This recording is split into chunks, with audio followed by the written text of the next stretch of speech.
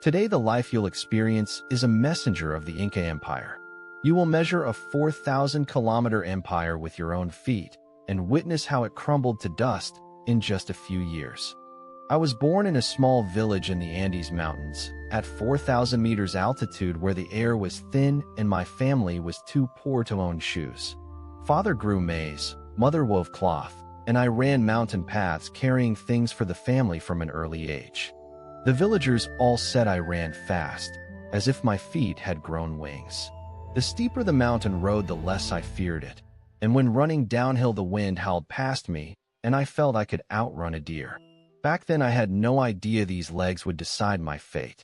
The Inca Empire was called Tinsu, meaning the four quarters of the world, and its territory was vast. The empire governed everything through a relay road network that stretched into deep mountains and dense forests, with a relay station hut every few kilometers. The relay stations housed dedicated messengers called chasqui, meaning relay runners. Each chasqui ran only a few kilometers before handing off to the next, and through this relay a command could cross the entire empire in days. The first time I saw them, I was transfixed. The chasqui were the empire's glory, chosen only from the fastest and most loyal. They were exempt from labor tribute, and their families received food allocations. By the time I was 9 years old, I had set a goal. I would become a chasqui. When my mother heard my ambition, she was silent for a long time. She pressed the family's only old sandals into my hands and said, "Your feet cannot break, because if they break, everything is gone." I kept those sandals until they rotted to pieces. At 12, I was selected by my village to undergo chasqui training. The training took place in a stone hut on the mountainside, run by an old messenger whose legs were covered in old scars. He never called us by name, only calling us legs. Every day we started running before dawn, first 10 kilometers of mountain road, then weighted runs, then sprinting with breath held in thin air. Many people could not endure it and dropped out. I gritted my teeth and stayed, wrapping my bleeding feet in cloth and running on. Beyond running, I had to learn the quipu. The quipu was a device of knotted cords that recorded information, where knots of different colors and positions represented numbers, goods, and commands. Every cord was a message, and I had to read it with my fingertips. The quipu knots had hundreds of combinations, and misremembering one knot could completely change the transmitted information, possibly sending an army in the wrong direction or starving a city. The instructor said a messenger's fingers were more important than a sword. We also had to learn the rules of relay. When the approaching messenger was near, they would shout loudly, and the receiver had to grasp the quipu or receive the oral message before the exhausted runner arrived, with no pause allowed, because a pause was dereliction. On the day of my first real assignment, my whole body trembled. I took the quipu, turned, and ran, with only one thought in my mind: do not drop it, do not fumble, do not stop. After 3 kilometers, I handed it to the next person and collapsed to my knees on the spot. The old instructor walked over, bent down, looked at me, and said one sentence: "You did not stop today." Then he turned and left. That was the longest sentence he had spoken to me in 3 years, and I was elated for a full 3 days. At 15, I officially became a chasqui messenger, assigned to a relay section on the empire's main artery responsible for transmitting logistics commands for the Sun Temple. On the Inca Road, I began the life that was mine. The Inca Road was one of the most magnificent roads in the world, paved with stone, crossing mountains and valleys, connecting north and south. Every day, I ran this road with snowy mountains to my left and cliffs to my right, and beneath my feet was the lifeblood of the empire. The relay speed of the chasqui was astonishing. A message from the southernmost point of the empire could reach the capital Cusco in under 5 days, nearly 2,000 kilometers. The empire was held together by our legs. Once I carried a message about capturing rare fish, as the Sapa Inca, meaning the Inca emperor, wanted fresh ocean fish for a banquet. We ran relay after relay without sleep for 2 days, delivering live fish from the coast to the mountain palace. The emperor was pleased and rewarded all the messengers involved in the relay. I received a finely woven, colorful robe, better cloth than my father had seen in his entire life. That night I folded the robe and placed it beside my pillow and slept especially soundly. The Sun Temple at Cuzco was the most sacred place in the empire, its walls sheathed in gold, reportedly 400 gold plates that could blind a person with reflected sunlight. I had the honor of entering once to deliver a quipu, and my legs went weak. Those were the most prosperous years of the empire. The wars had just ended. The Sapa Inca Atahualpa had won the civil war and ascended the throne. The whole country celebrated peace, and what ran along the relay roads was good news and rewards, not military orders. I became the most senior messenger in my relay district, and later even began training new recruits. Watching child after child, like the young me, collapse after completing their first full run, I thought of that old instructor. In those days I believed this road would extend forever, that the empire would always be. The sun god Inti would always shine over the Andes, and I would keep running like this, running until old, running until death, dying on this road I knew best. The empire had thousands of relay stations and tens of thousands of messengers, and each of us was a segment of the empire's nervous system. We used our feet to unite the four quarters into one body, and without us the empire would have been nothing but scattered hilltop kingdoms.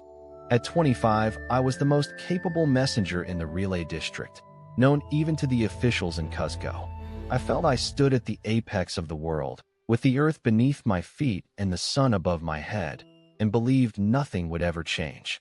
In 1532, strange reports suddenly surged in from relay stations in the north.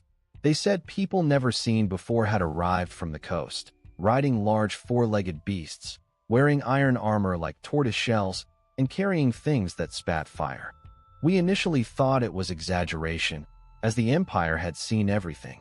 Then an urgent military order arrived. The Sapa Inca commanded all garrisons to stand on alert, as those strangers were advancing toward Cuzco. The Spanish leader was called Pizarro, and with fewer than 200 men, he crushed tens of thousands of Inca soldiers using steel weapons and war horses. That November, he set a trap in the city of Cajamarca and lured Emperor Atahualpa into it. The emperor had been captured.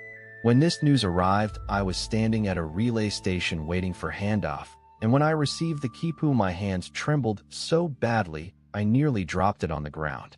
The emperor of the empire had been seized by outsiders like a wild animal. Atahualpa offered gold and silver to ransom his life, promising to fill an entire room with gold and 2 rooms with silver. The Inca people pried gold plates off the Sun Temple walls one by one to pay the ransom to the Spanish. When enough gold was paid, Pizarro did not release him. He executed Atahualpa on charges of conspiracy and heresy. The gold was melted into ingots and carried away. The Sun Temple became an empty shell, and the heart of the empire stopped beating. The commands on the relay road changed. No longer the emperor's decrees, but the orders of the Spanish occupying forces.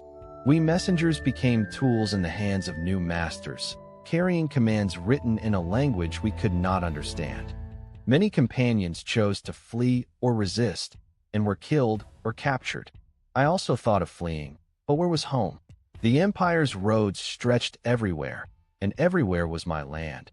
Yet now the empire was no longer ours. Plagues came along with the Spanish. Smallpox spread through the Andes, and our bodies had no resistance to this disease. Entire villages vanished within weeks, and unburied corpses began appearing along the roadsides. I used to carry dozens of messages in relay every day, and now only I was left on the road. Companions at the relay stations had died or fled.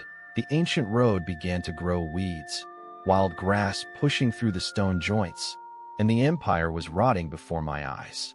The Spanish began registering the population and forcing Andean people into labor service, called the Mita system. It was called tribute labor, but was effectively conscription to the mines. In 1545, they discovered a mountain of silver at Potosi. The Potosi silver mine was the largest silver mine in the world at that time, and the silver inside the mountain flowed to the Spanish crown. I was forcibly conscripted to mine there, transformed from a messenger who ran across mountain peaks to a mine slave who burrowed into the earth below. The air in the mine shafts was thinner than on the mountains, and with the mineral dust each day inside was like slowly suffocating. Many people died in the mine shafts within 2 years. The Spanish said every silver coin had an Inca corpse buried beneath it. I worked the Potosi silver mine for 5 years. In 5 years, I watched countless compatriots die, watched once proud warriors weep in the mine shafts. The glory the empire had built with our feet was being chiseled apart underground, one pickaxe blow at a time. I escaped during the chaos of a mine collapse and crossed the mountains heading north alone on instinct, following the direction my legs remembered. But where running had once meant glory, this time running only meant survival. When I fled into the mountains, I found the original villages were empty. 9 out of 10 people I had known were gone, some dead from plague, some dead in mine shafts, and some vanished without trace long ago. I sat outside an abandoned stone hut not knowing what I was waiting for. Spanish missionaries arrived, demanding we abandon our belief in the sun god and convert to their god. Without conversion, there was no food, and without further conversion, there were beatings. Our temples were demolished, and churches were built from those stones. Our language Quechua began to be banned from public speech, and children were sent to learn Spanish. The empire's writing had only ever been the quipu's knotted cords, and now even the quipu was confiscated and destroyed, called witchcraft. I hid away one quipu bundle, the one passed to me on my very first solo assignment. The knots recorded inventory numbers that no one could use anymore, but I could not bring myself to burn it. It was the past I could still touch with my hands. I went deep into the mountains and settled in a valley no one could find. No more running, my knees had long given out. Each day I survived by gathering wild fruit and farming a small patch of ground, living like the impoverished boy I had been in childhood. Occasionally I still dreaming of the Inca road, dreaming of wind rushing past my ears, dreaming of holding a heavy quipu and sprinting wildly toward the next station. Waking and feeling the hidden knotted cord in my hands, I felt something in my heart that had no words. The Inca Empire, whose territory once spanned 4,000 kilometers of South America's western coast and held millions of people, was completely destroyed within 50 years of the Spanish arrival. It did not lose on the battlefield. It was exhausted away in plagues and mines. I remember those roads.